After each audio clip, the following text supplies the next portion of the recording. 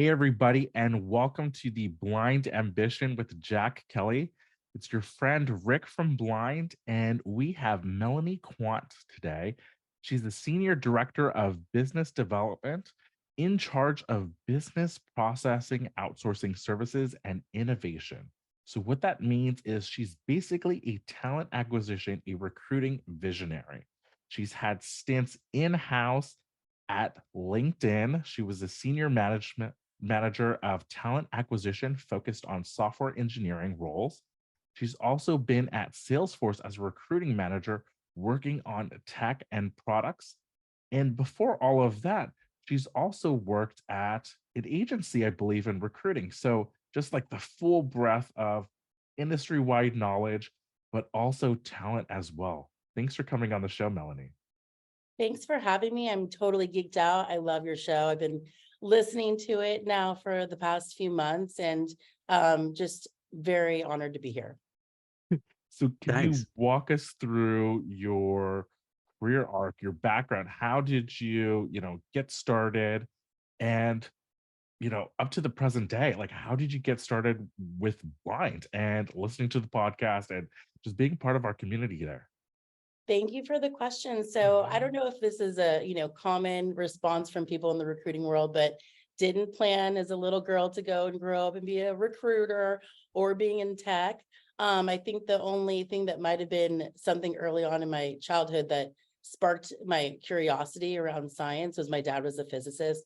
He was from the Air Force. So I spent a lot of time with measurement tools as a little kid. I love measuring things. So fast forward, here I am in the tech world, very data driven. I'm a data nerd, but how I got started was at an agency called Hall Kenyon.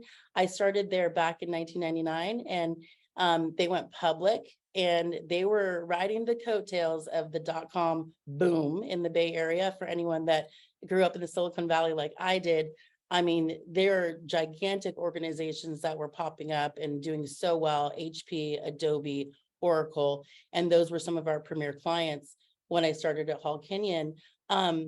They did, which most agencies might have done that had large footprint, is they started to build a ton of offices in the Bay Area in all the core metros. And we were working with a ton of startups. I mean, I'll never forget walking into a company like Yodlee, and we saw the CTO rolling around in a scooter, in the office. And like, it was one of those times where Hall Kenyon was giving us really cool cars to drive around in with the company logo on the side. And it was just a booming time. Unfortunately, a lot of those organizations didn't have strong business plans and were burning through money too fast. And so if people have been in this business as much as I have for over 20 years, they know that that was one of the core recessions in tech. There was a dot-com, bust. And so funny enough, I used to work with Excite at Home. They were originally doing streaming. I was working with companies like OpenTV that were doing TV on demand. I mean, here we are today, right? We love all these services. We couldn't live without them. Webvan was a company that was doing, shopping delivery. And again, we were just a little too early. The market might have been not ready for those services, but funny enough, these are the things we're spending all our money on today. I had to pivot a little bit. I survived 6 layoffs at Hall Kenyon during that downturn. And I pivoted towards hiring for medical device organizations, companies that were building laser-based machine tools to build stents for the heart. So, if that's a signal for anyone going through this, whether people want to call it a recession or not, there are greener pastures in the life sciences and in the biospace and in the pharmaceutical space. I don't know about you, if you've seen the doctor lately, there's so many drugs that they are, talking to us about to solve this, that, and the other. So that's definitely still a booming, especially with COVID, a booming industry. Couple years later, got picked up by Spherion, one of the largest publicly owned staffing organizations. I was in the San Francisco office. That was in 2003 to 2005, working with primarily financial clients, Franklin Templeton, Wells Fargo. That was predominantly where a lot of the IT and tech hiring was happening at that time. And then I had the joy to go work at a company called IT Ascent. And this was a really fun agency. These are like 30 somethings that own this organization. And we were the top vendor to Kaiser, Yahoo, Google. And I had the pleasure of working with Salesforce in 2005, 2006.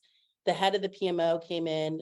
We did lunch in our office for her. We introduced her to one of our Scrum Masters, Agile coaches, and they started to just kind of talk through what is Agile, what is that the right methodology? And that meeting went so well that Salesforce pretty much went all in on that methodology. And they used my company to staff up their PMO. We did that in a very short amount of time.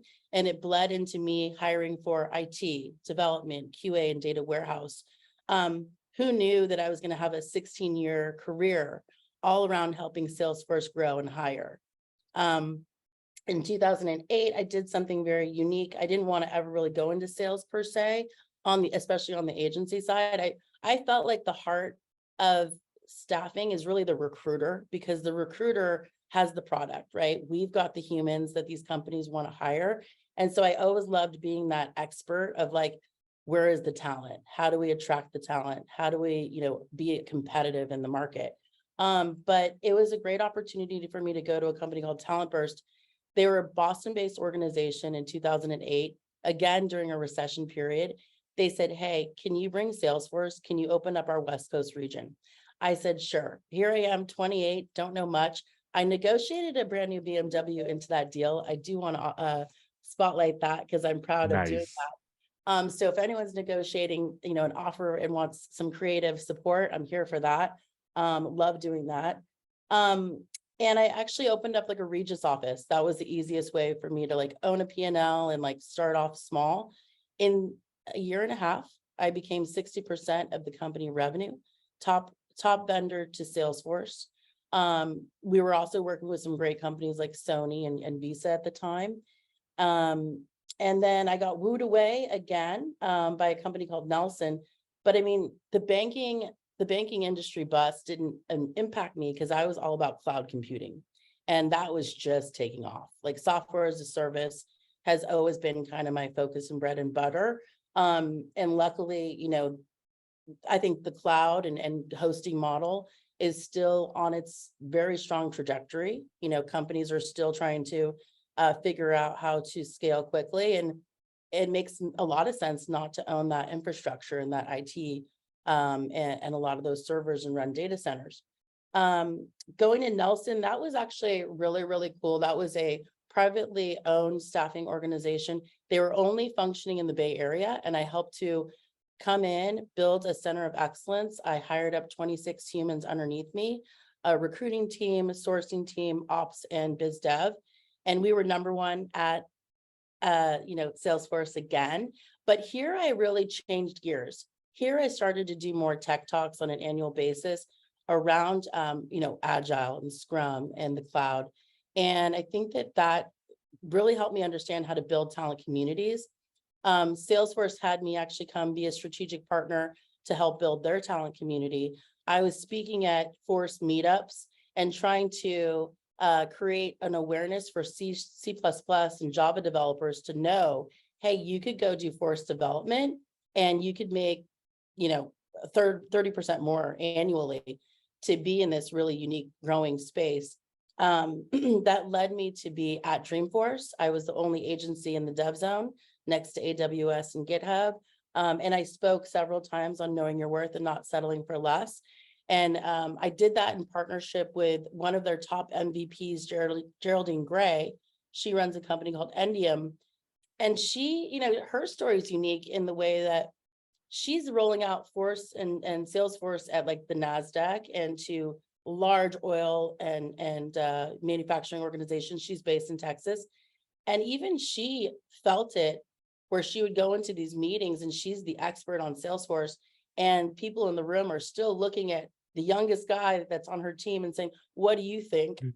And she's like, who cares what he thinks? Like, I'm the expert in the room. So I think that she and I had this kind of cool affinity around how do we empower women and how do we empower just people in general to have the right conversations internally or even during a job search to empower yourself. And a lot of that, blind didn't exist, Rick, back then, people couldn't find out what their neighbor is making in the same function, in the same level. And so me and her brought a radical candor to the table to kind of help people understand, like, how many times does a man ask for a new project or a raise on average a year? Do you guys want to guess? 4 or 5. Yep. So 7 or 8. How many Wow. times do you think a female is lobbying Two. the same thing 1. on an annual Two. basis, asking Wow. for a brand new project to be more visible or to make more money? 1 to 2 or 0 Yeah, to 2. pretty much, Jack. It's like 0 to 1. So that means Wow. that these poor females are waiting for their annual review and they're too meek. They're not advocating for themselves. So, that was kind of a pivotal time for me, as using Dreamforce and using this huge community audience to attract talent, build narratives for organizations to, understand, like, where is the talent and how do we attract it? And how do we help these individuals grow in their careers? What are the lift and shift skills that these people can bring into a very growing industry around force technology? And it was also a great time for me to understand, like, equal pay. And, like, there's so many tools around us today, which I'm excited to get to talk about soon. But Salesforce recruited me to come in-house. And so that was a great chance for me to understand recruiting from the inside. That was huge for me. We were a 10,000 person organization when I joined Salesforce in 2014. And I left there in 2021. It was 80,000 employees. Wow. Half of that was through M&A and the other half was just straight organic growth. I think Mark Benioff has just the wherewithal to understand, if you're not building new things, if you're not innovating and you don't have a huge sales team to sell it, you're going to become obsolete. So I think that, like, I was loving being in-house because I was always a fangirl of hiring for Salesforce for 9 years, but getting to live in the Ohana and seeing the pride and, having customers front and center. There's not a lot of organizations that have engineers talking to their customers and understanding the complexities of, like, what is their strategic plan? How do we help align with that? Internally at Salesforce, there's something really, really cool called a V2 Mom. Have you guys already heard of that before? No, I No. haven't. Okay, so this is something where every year on an annual basis, Mark and his execs come together and they write their V2 moms. And then it's a waterfall effect where every single person that's full-time in the organization creates a V2 mom that's aligned to their leadership and publishes it. This is actually phenomenal because I don't think a lot of companies have performance management right. But if you're publishing what's our vision, 2 values, what's our methods, obstacles, and measurements, you're basically setting the pace for what success looks like. And so it's a living and breathing document where, let's say you're going through the year and you feel like some obstacles are popping up that weren't foreseen, you can actually add them to your V2 mom and it's published publicly. If you feel like your measurements weren't realistic, you could start to have conversations during a one-on-one throughout the year to kind of spotlight, and negotiate a little bit around what your end outcomes should be. And so this is the way that they gamify your bonus. And it's also a great way for you to, regardless of changing of bosses. I mean, I was at Salesforce for 7 years. I had 7 different bosses. So Wow. it's like, it's tough to kind of think about, like, oh no, this next person coming in doesn't even know who I am and what I do. So the V2 mom kind of strips away some of that concern because you're basically, everyone's very performance focused and everyone kind of knows what your lane is and what it is that you're here to do and your impact. But I brought V2 Mom to LinkedIn, I'm happy to say. And some of the things I'm really proud of that I learned while I was at Salesforce was increasing recruiter productivity and using some really cool tools to do stronger capacity and forecasting around hiring, especially when you're hiring that aggressively. And looking for skills that are, super bleeding edge. I mean, we were trying to move to the public cloud. So we were looking for people that were experts in AWS and Google, cloud, to help us Sherpa our data centers and do all of our tech lift over to the cloud. So, I mean, I think that it was just really cool to be able to figure out what are the ways that we can streamline hiring to make sure that we're calibrated as interviewers. We were using AI to look at people's feedback and see if there's clear signals on move forward and not move forward differentials. And we were looking at AI even for internal mobility, which I thought was super cool, because I think that you guys talk about in your show a lot about retention and ways that companies can really flourish. And until you're able to really point out there's this population internally that's growing, performing really well, maybe at that 3-year sweet spot, you re-recruit them, but to another part of the organization, and provide that these different internal pathways. That's why I think people at Salesforce stay as long as they do.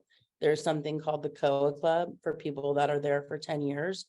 A lot of those people have morphed themselves over and over and over again to kind of take on new roles, to be more elastic and be more sticky in the organization as it's changing and adapting. And so, yeah, I mean, I think that, and the thing at Salesforce that makes them unique as well is their love for data and their ability to storytell. I mean, they are a marketing phenomenon. Like, to have clients come in like Adidas and Louis Vuitton and talk about, and Metallica, why do I love Salesforce as a customer? There's no better commercial, right, than you sitting there trying to say that you've got great technology. Fast forward 2021, yeah, the Great Resignation, it got me. LinkedIn knocked on my door and said, hey, do you want to talk about a role that's a little higher level than where you are today? And, quadruple the equity of what I was holding. And I got totally lured away by the beautiful, shiny penny, and went into LinkedIn at a really fun time, though, because they were hiring at a huge cliff. And I helped them achieve 240% year-over-year hiring globally for site engineering. That was exciting. I built a team of 13, and I brought all these fun tools and processes with me. I brought V2 Mom concept with me. What was cool about LinkedIn is I could be very experimental and break some stuff and try brand new things, like a re-engagement recruiting approach, where we looked at 3 years worth of data and looked at candidates that were near misses in the interview process. And we re-engaged a lot of that talent to do an expedited interview process. And it helped us to reduce time to fill by 2 months on several of these really tough to fill engineering positions, and obviously impact time to productivity.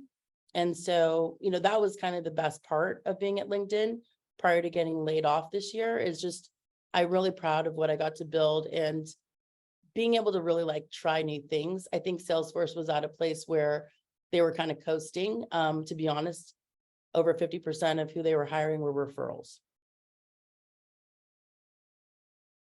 Now, is that typical for a large tech organization, like a big tech company, where you really have to get the inside track to even be seen or even make it onto the desk of a hiring manager? Yeah, I mean, to be real with you, we used to joke around at Salesforce that it was harder to get into Salesforce than Harvard. We were Wow. literally hiring 1% of the applicants. And we did something pretty cool back in 2017-ish, 2018, where we went reckless recruiting. So we were trying to follow the concept of Google, where, you put a software engineer job posting out there and it's representative of 80 jobs. But the reason that you don't put those 80 unique positions up is because over 30% of your applicants are duplicate. So if you're a software engineer looking for work and you see that an organization has let's say 40 openings, there are individuals, 1 in 3 people, that think I'll just apply to all 40 and figure out a way to get in front of the right. Maybe I'll be seen, maybe it'll increase my chances of getting in. I think referrals is king, and it still is today. I mean, I'm hearing some dramatic data in today's situation where a lot of these organizations, large organizations like LinkedIn and whatnot, and even Salesforce, are primarily focusing on trying to hire internally only. And only 13% of their roles are getting filled with external talent. And most likely that talent is referred. Wait, So can if I you're just, looking for work today, like, I think that it's essential that you try to leverage your network to be referred versus just applying to the black hole. Like, you got to spend 70% of your effort in more outbound conversations and connections versus just trying to apply. this is great. Before we kind of go on with, because I love those ideas that you're giving for job seekers, I got to applaud you. You are, Rick, she's like a force of nature, right, man? We're here. I'm listening to her and I'm exhausted, like all the stuff you've been doing. I'm like, this is amazing. And like, you're just like hard charging, motivated, excited. That's like everything, Rick, I noticed in great recruiters. Like, she comes across passionate, smiling, so you can see she's into it. It's like genuine, authentic. Like this is like in her blood, right? Is that, like, I can tell, like, you just get so like jazzed to do what you're doing. And that's wonderful, right? Like you love recruiting. You love what you do. I'm a people mover. I mean, Yeah. technically the power of making and breaking an organization is it's kind of crazy, right? Like, Yeah. at the end of the day, I'm here to tell a story to my audiences, whoever they are, and help people understand, like, is that a company I'd even want to go work at? Why would they need me? And the storytelling aspect of recruiting is essential. Like, everyone's motivated by something different. A couple years ago, it was easy to get candidates. Let's say you're Coinbase. They were paying senior engineering managers 800K total comp, when Salesforce probably averaged around 300 to 400K for So that yeah, that's a same good talent. question. So how did you navigate that? Where like I've never worked in-house. I've always been a recruiter outside. And in a way, I always felt like in-house maybe has an advantage because you have that name on there, Coinbase, Salesforce, what have you. But I understand it's also tough because you're competing against Google and Apple and Amazon. So how did you, whether LinkedIn or Salesforce, which are great companies, Yeah. how did you like get the top talent from other places to bring them on board? I think that there's so many tactics, Jack. I feel like what Salesforce did, they knew they weren't paying in the upper percentile. Mhm. So money, we couldn't necessarily compete on money. What we could compete on, though, and I love this about Salesforce, is they have this beautiful graph that you can even find online. And it shows you SAP, Oracle, and maybe a couple other of the big, tech companies. They're growing in lower than single digit growth year over year. Rapid growth, but like in the CRM space, in the marketing cloud space, Salesforce is growing at double digits. Like, the trajectory of seeing where their stock opened up at and where they were over time. If you looked at the 5-year stock growth against all these big companies, we were showing the strength. We were showing, like, we were going to be more sticky. We were going to be around longer. So I think that with those candidates, it was selling culture. It was selling the benefits. It was selling the giving back. Like, going back to the storytelling piece, it's understanding with a candidate, are you more tied to the purpose? Are you trying to be a good person in this world to make an impact on, giving back or to an organization? And Salesforce does that very, very well. The fact that you can every year get money from your employer to give back to any organization of your choice, that for some people, that's actually enough. For others, it's the money thing. And then for the third bucket of people, I think it's knowing that I can come in and solve a problem and be a part of working with these types of clients, Fortune 100 clients. And I think that that's the hard part of being an engineer, right? You could go and work at a really cool company like Coinbase and make top dollar, but unfortunately the crypto world's it's crumbling around them. Yeah. Like, anyone there now is probably like trying to get the hell out of there. So it sounds like when you say storytelling, you need, if sometimes you can't compete on compensation, you have to compete on something else. And with Salesforce, you were saying, hey, look at our growth trend so that maybe you're not going to get the same base, but if you stick with us 3, 4, 5, 10 years, you could do really well financially.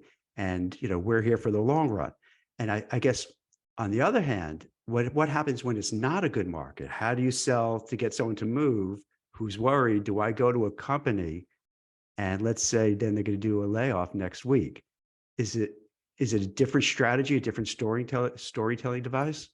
Yeah, I mean, I think that like what's good about Salesforce, regardless of them doing a riff this year and that being, very public and whatnot, the average tenureship at that company is still much stronger than most companies around them. I think LinkedIn was unique. If we were to shift over to them, I was competing with the FANG every single time on offers. What was really cool though, before I got impacted, was in 2002, the sky was falling for the FANG. The FANG was breaking up. Like, you were seeing some of these organizations, their stock was dramatically dropping. And so all of a sudden, comp was definitely not a problem. To your point though, we're in a different temperature today. Well, I mean, these layoffs have boded pretty well. Microsoft stock is doing fantastic. Facebook stocks, Meta, I like to call them MetaFace. Meta's stock is doing fantastic. Like, so these efficiencies that they're making with letting people go is working. So if they're trying to attract talent, again, it's only going to be maybe at best 13% of their open roles being filled externally because they're on these hiring pauses right now. So I don't think they're worried about competing at the moment, but there's still going to be the big companies to go to if people want to get on the AI train.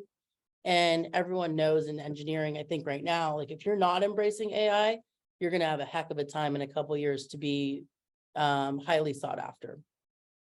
As a recruiter, Melanie, what do you look for? Let's say it's a software engineer or project manager or product manager. Are there certain qualities for people who are watching now, how they could position themselves so when someone like yourself calls, they could stand out? Yeah, great question. I think that like today, because there is a sea of talent that people are competing against, and I do have some fun stats if you guys want to, hear some of them on how Sure. many jobs are out there. Because I loved what you were talking about, Rick, recently about the survey that Blind did around the job market, that the optics on how bad it is. So I will lift us up with some stats actually, but the key skills I think is, again, going back to the storytelling concept, it's like, can you as a human talk about what your values are? Can you as a human talk about what you have done truly yourself, not your teams, not your company, but what problems did you solve? Can you have the maturity to talk about the lessons learned? I think that those are the things that make a candidate stand out. Like if I were, let's say, a platform engineer, if I could talk about, hey, we tried to go to the cloud and we realized that we had too much technical debt on our product and we couldn't actually quickly do a lift and shift to the cloud because it would just waste a ton of time and we still wouldn't have the controls that we needed on our core code. So walking that company through the idea that you have the process, what is your methodology to determine what pieces of the technology or products should be moved over to public cloud to save us money, to not have to build out those data centers so much. But I mean, I've been in organizations that decided they don't want to go all in after years of investment. And then I've also been in organizations that are still, like a Salesforce that's still hell bent on going 100% public cloud. What they're doing to be smart is creating redundancies. So if you're an engineer, can you think through and can you talk through contingency planning? Can you talk through how it's going to save the company money and how you're going to be able to like suss out the right tools to infuse maybe AI modeling? We're still on the infancy stages around generative AI. And like, if an engineer can talk about how they're learning and staying like abreast with some of these new technologies, specifically AI, I would say, that's going to make them stand out for sure. So this is really interesting. It sounds to me, whereas let's say 6 months ago, 9 months ago, software developer, software engineer could basically say, hey, I'm great. Here's my coding and hire me. Now it's the same people can't just assume that's the case. They have to be able to really articulate, what they're worth and why they should hire you as opposed to maybe 10 other people who are going for the same role. Is that how it is now? And Completely. do they Like, have those, by the way, do they have the skills? Do those people have those communication skills, or do they need to get upskilled and have people like coaching them how to get, how to communicate better? I highly recommend for anyone that wants to have a super lucrative career in tech, whether you're an engineer to a product manager to an executive, get a career coach. I hooked up with Mike Banowski, exec career coach. He works with Wharton, MBA students, very high level people that are leaders at the TikToks and the Metas and, the Snowflakes of the world today. And he talks about in your job search, you have to have a brand statement. You have to be able to talk about the so what, I always believe in quantifiable differentiators.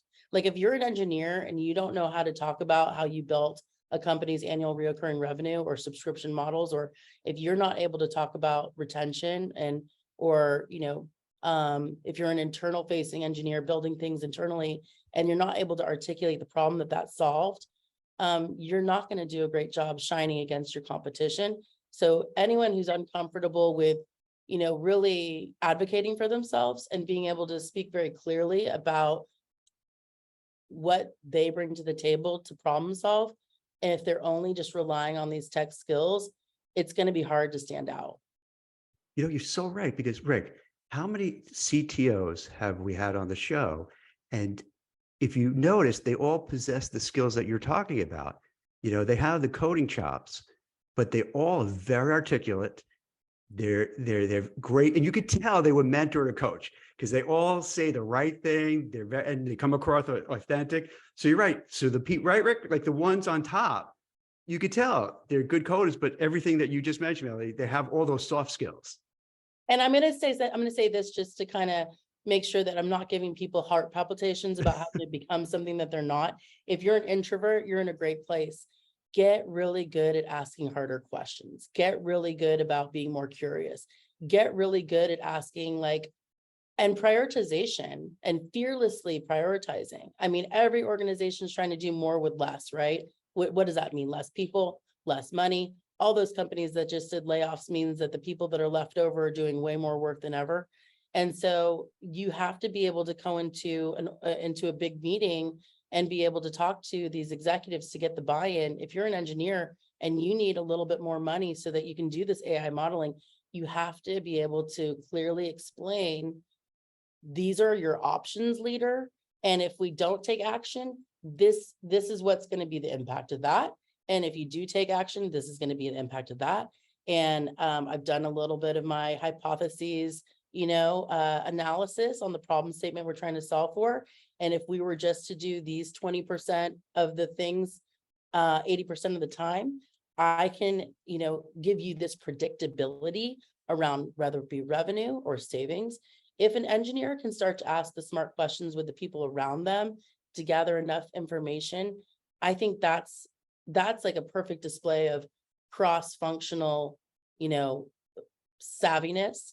And I think that, again, it doesn't mean that you have to be this super extrovert. It's about being able to really pull out of the people around you and being able to go up to the executives and clearly say, these are our asks. And this is what we could be doing that we're not today, because these are our clear obstacles. And that's the storytelling that I talk about. And also, I think you started talking about before, for people maybe to start building their network so they could find somebody who works at the company and get a referral, an employee referral, like you're saying, that would be preferable. So they're not paying a recruiter fee, which is not good for me or you, but it is what it is. So to get in there. And that's one of the good, right? That's one of the, I don't want to say tricks or hacks to get on a radar. Yeah. I mean, the word networking is kind of cringy, right? I know, that's a bad thing People are about like, it. oh, great, I got to go do the thing I don't want to do. If you, instead of doing it when you need a job, it's about, hey, COVID's kind of technically over, right? So if you haven't been going to those tech meetups, if you haven't been going to those tech conferences, just sign up for that. Maybe companies are starting to cut budget on travel, but find things in your backyard, find things that you can attend virtually. And then make it a point to make some notes on who you see on the calls, or who you're seeing when you're meeting people at the event, or who are the speakers at these events, and get out of your comfort zone to connect with those individuals. If you're doing this on a constant basis, it won't be so daunting to do when you actually need a job.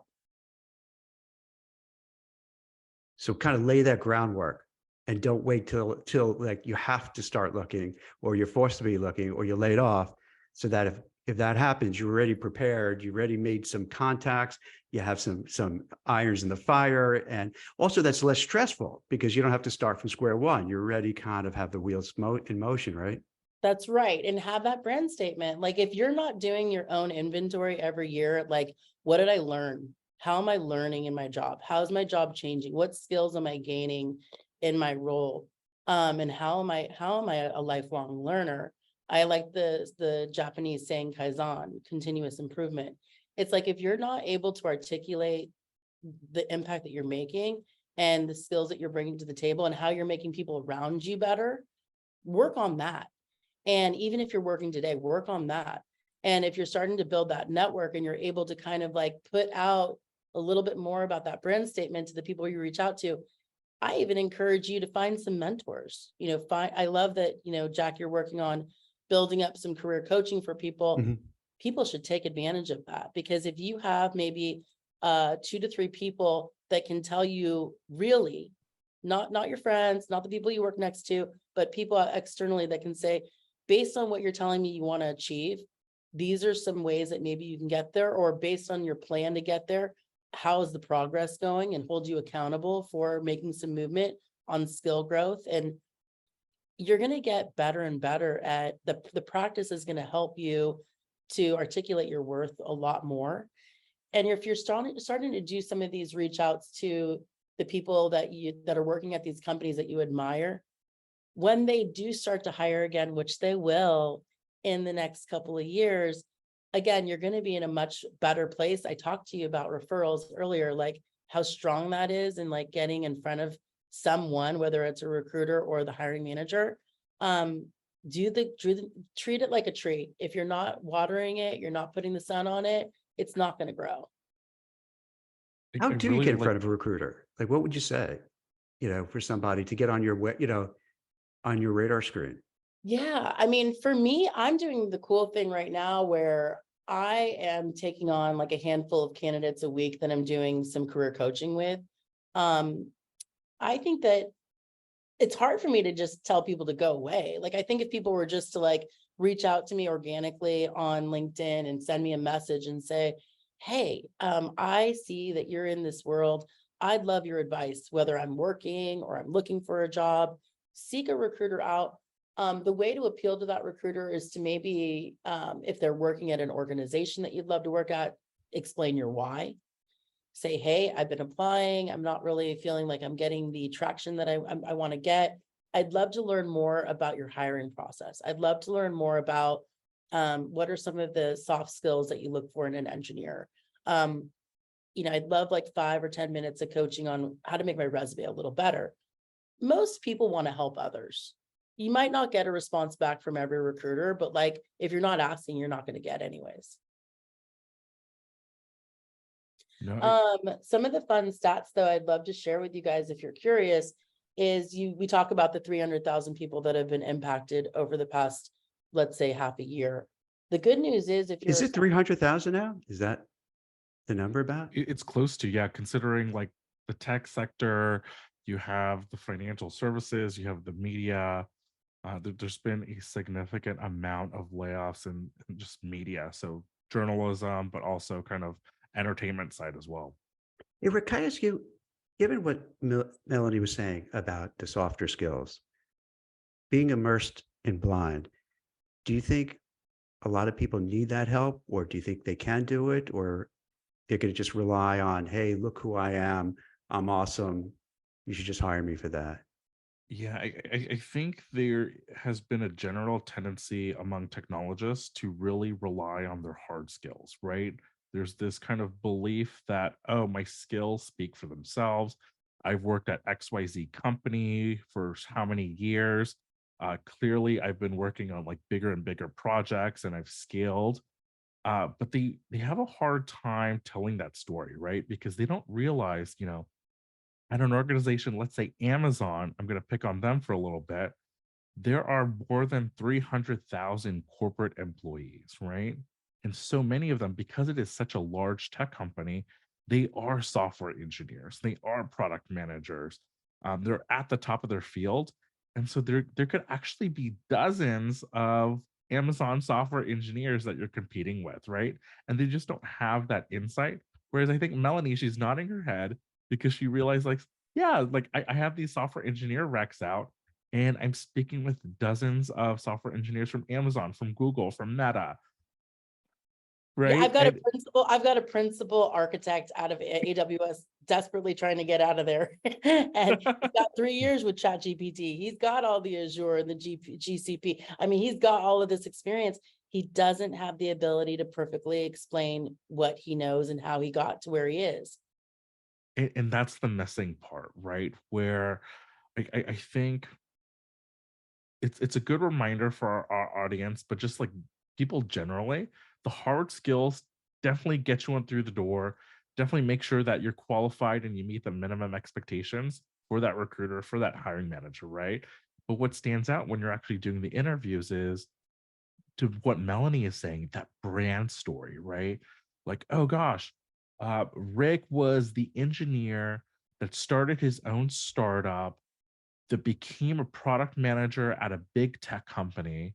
Like that is a great profile because he knows how to work with customers intimately, right? He's built a product roadmap from scratch and not just have, someone give it to them to kind of execute, right? And that could be the difference, being able to tell that difference story. Completely. Like I love hearing from product managers and different people that were like, I was employed too. I was on this product, like, because they didn't have all of these different people around them to compartmentalize the process. Like you literally had to wear multiple hats and you couldn't complain about it. And you needed to wake up the next day and be so elastic that you're like, oh God, what is this? And I mean, I giggle because like I was walking around San Francisco yesterday, meeting with a client.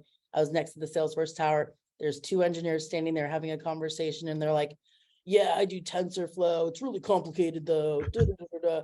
And it's like, these are cool technologies. This is the now. But like, if that guy knows TensorFlow and he knows it's complex, that means other people on the team need to learn it. And that means he needs more money for the company to invest in people to get access, licensed, trained, and for that team to be able to turn a corner with whatever that innovation is. And so, being able to really truly, instead of the CAN STAR, situational task action result, which is a behavioral interview approach, think more like SOAR. What's the situation, the obstacle, the action you took to address the obstacle, and then the result. And then if you want to really be mature in your interview process, talk about, wrap the package back up, and what was the business impact? If you could even do that, that's a huge standout, I would say. And I think what a lot of people don't recognize is even if you're not interviewing or not seeking that next role, having that awareness about the impact that you're making cross functionally within your own team, certainly at your own company, in terms of how you're bringing, how your job contributes to the top line revenue, right?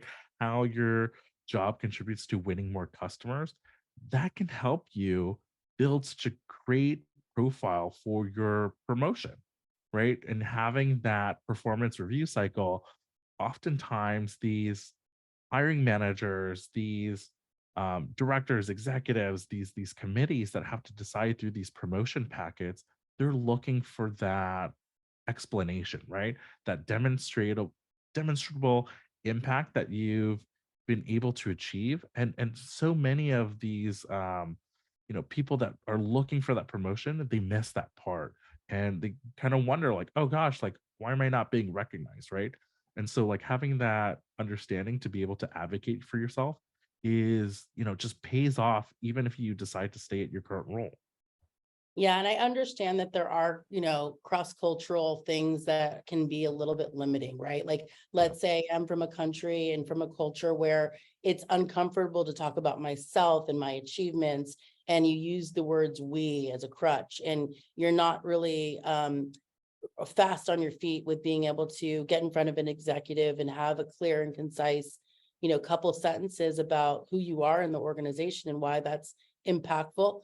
So some recommendations there for those types of folks and for anyone is to set like maybe like 20 minutes on a Friday reoccurring to work on your brag sheet. Like, Yes. and remember, it's not bragging if it's facts, right? So if you can sit there and invest in yourself and say, what are the cool things I'm learning? How am I helping people around me get better? How am I helping to move the needle on this project or these milestones? How did I deliver? What did that do to impact our customers or our culture or our organization? Now you become a culture catalyst.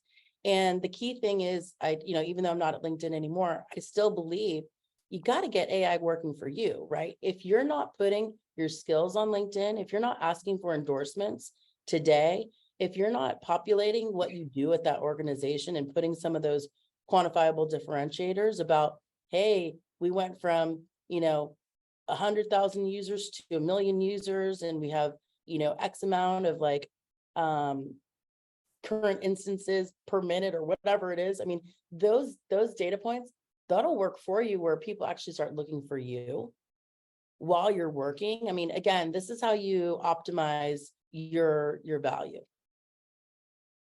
I love that tip. And speaking on that note, like how else can candidates, professionals optimize their value and like seek the best compensation that they deserve, that they should earn?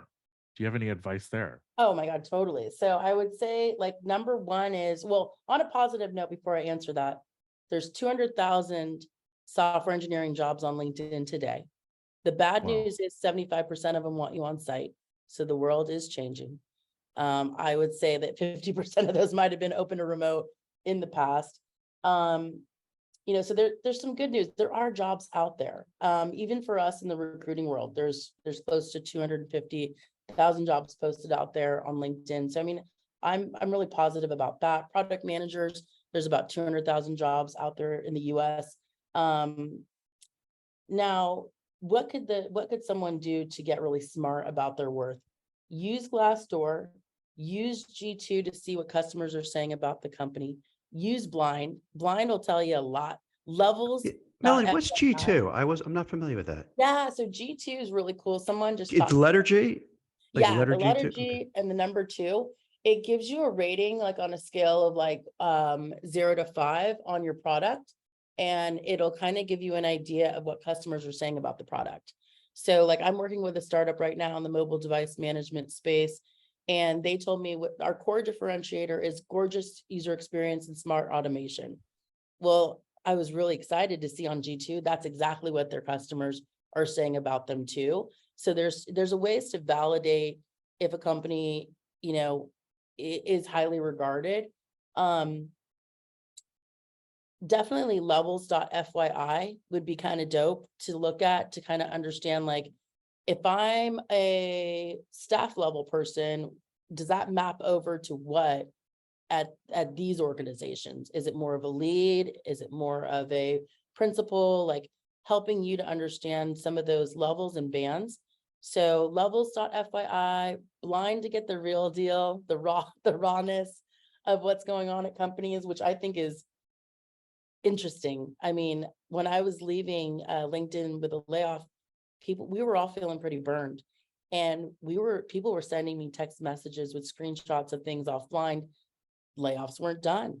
Which groups were getting impacted? Like, where else is next? Like, what's the temperature now that people have been let go? Like, so do your homework and then don't be afraid to ask really tough questions in an interview, but do it in a very smart and pragmatic way. Like, really think through, like, okay, at what stage in the interview process am I? If I'm talking to a recruiter, you can be much more transparent about your concerns. That should be your buddy in the process. That's kind of the person that tells you, How do you prepare for the interview? You guys were talking about one of your fun things you're talking about, Rick, was people don't understand their comp packages with all this cool equity and ESPP. Your recruiter should be explaining that to you. I know we were really good at doing that at Salesforce. We had to because of what Jack was saying. We weren't paying top dollar, but we needed to explain like how the ESPP and how the equity, although it might not be as heavy in the beginning, it would be a more long-term win for that individual. No, that makes a lot of sense. And I really appreciate kind of the inside look from the agency side, from like the early days of like all the different like booms and busts of the tech industry, but also just like very granular, like LinkedIn, Salesforce, how they approach recruiting, how they approach talent development. So thanks for coming on the show, Melanie. It was a pleasure. Have an Thanks, awesome Melanie. day. You're great. This is awesome. Thanks so much. Thanks, Jack.